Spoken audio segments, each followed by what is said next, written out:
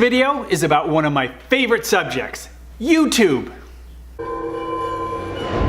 YouTube for photographers. Hey, welcome to my photography business channel. My name is Rosh. This video is about one of my favorite subjects, YouTube, and how photographers can use it to grow their business.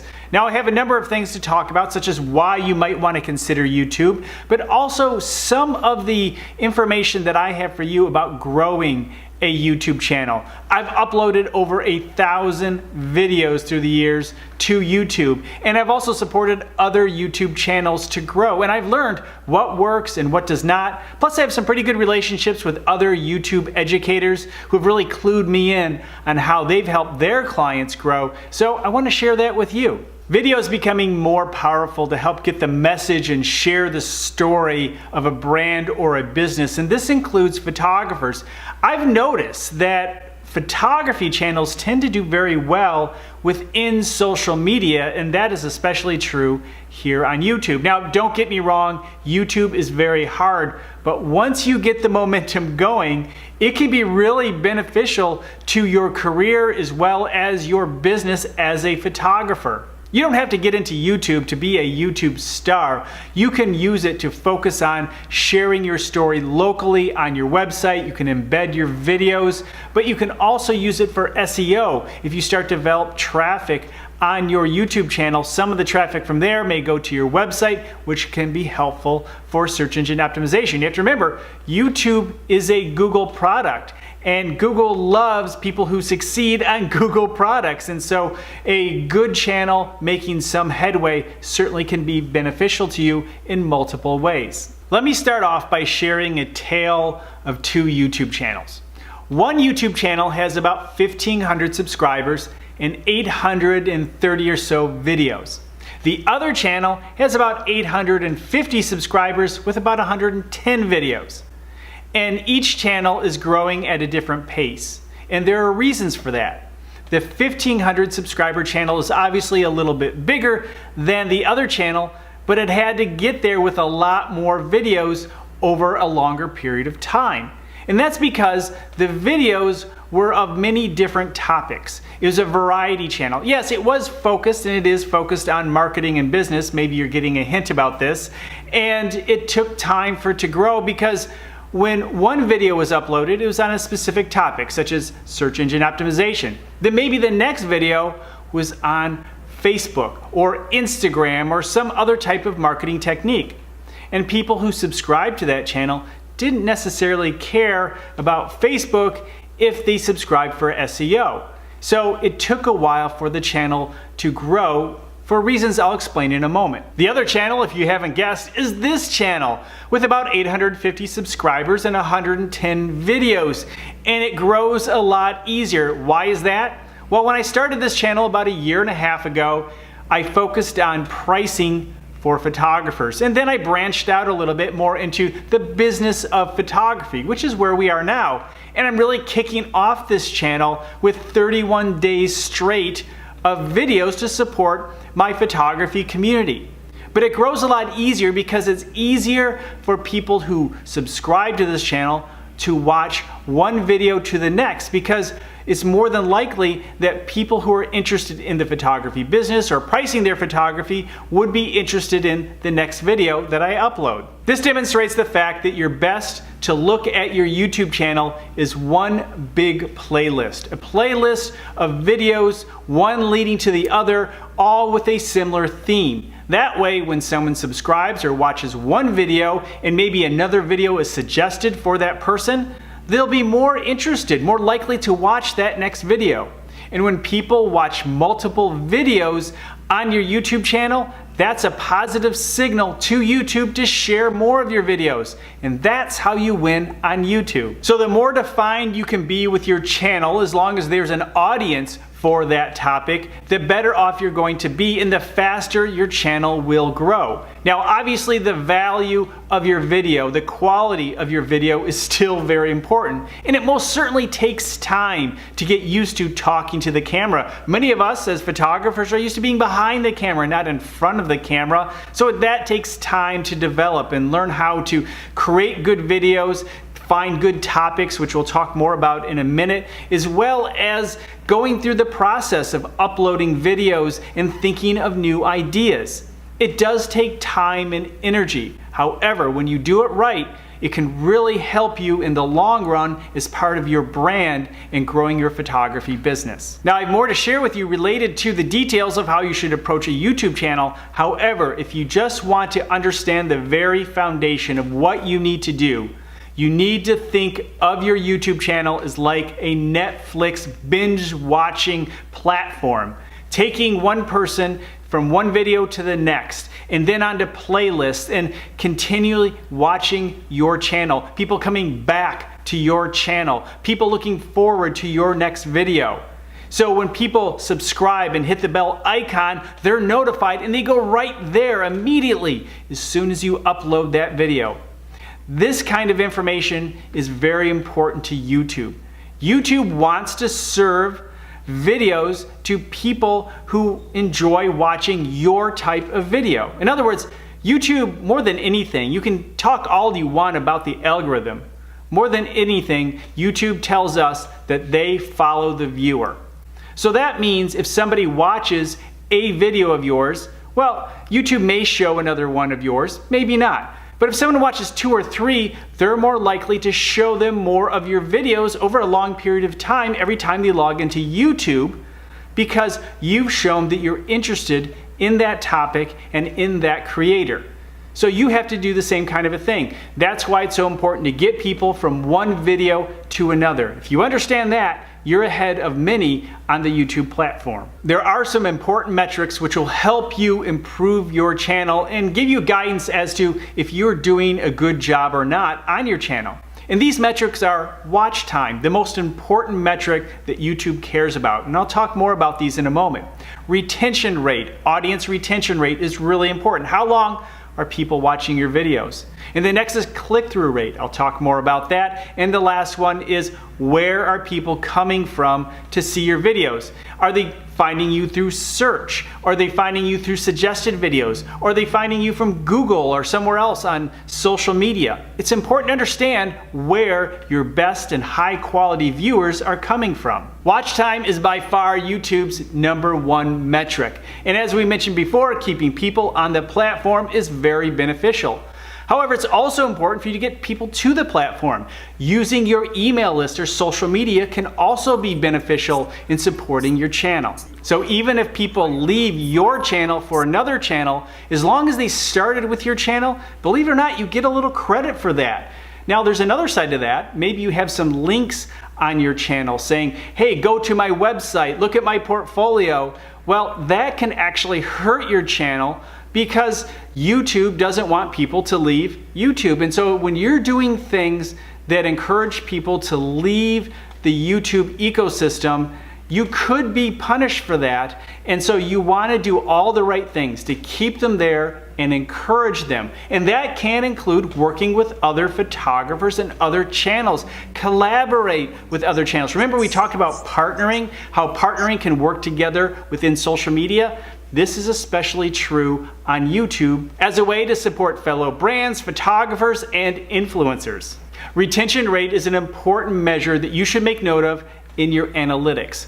Not only does it support you to earn more watch time because you're keeping people on your videos longer if you're paying attention to retention rate, but it also shows you where people are dropping off. How long are people watching your videos? Is it 15%, 30%, 50%, or more? I would definitely aim for 50% or more. Now, obviously, it depends on the length of your video. Longer videos don't always keep people all the way through. But one of the things you certainly want to do is get as many people all the way through your video as possible so they can watch another video, because you'll probably have an end card at the end of your video telling people to see another one of your videos. So the better you can work with the retention rate metric and learn what is working on your videos and what is not, you're going to be able to make better videos. And ultimately, that's what helps you win on YouTube. Although it's the third on my list, click-through rate is certainly one of the most important metrics that you should pay attention to. Think of it this way. If 100 people see your thumbnail and title in either search or suggested videos, and 5 of those people click on them, that's a 5% click-through rate, which is really important because if enough people click on your thumbnail, then more people are watching your video. Think of it this way, if nobody clicks on your title and thumbnail, nobody's going to see your video, and watch time and retention means absolutely nothing. So you need to focus on improving your topics, improving your headlines or titles, improving your thumbnails.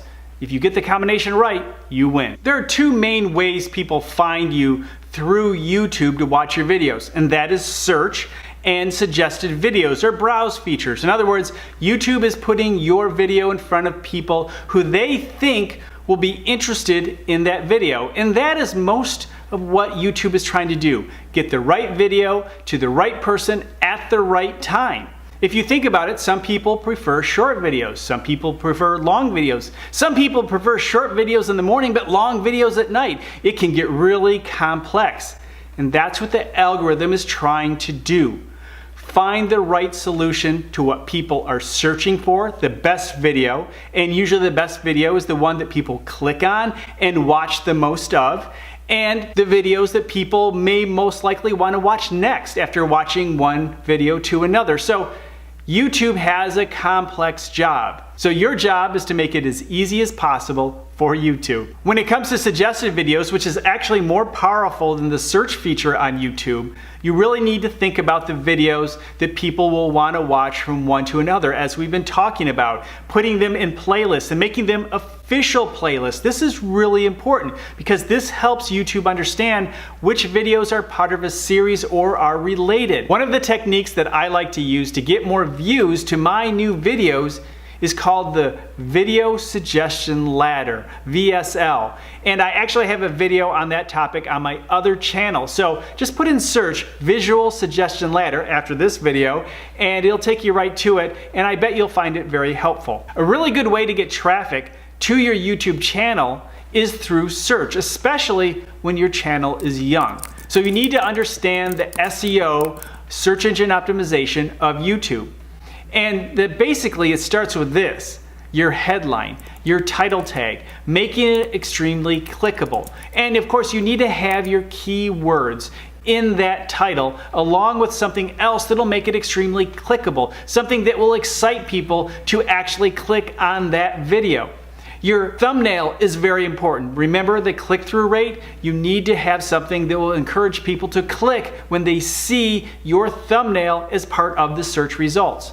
Now your description is also helpful as part of SEO. The first couple of sentences should have your keywords in it.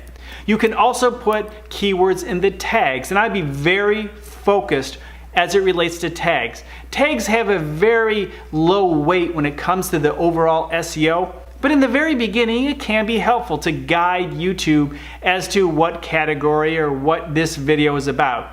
But over time, YouTube is just going to know based on the type of people that actually click on the video, based on their searches and so forth. So Google can put 2 and 2 together over time, but in the beginning, the more you can help YouTube, the better off you will be. When it comes to support of your YouTube channel, there are a number of really good tools that can support you, whether it's for search engine optimization or figuring out which videos to double down on. In other words, the videos that are winning, make more of those videos.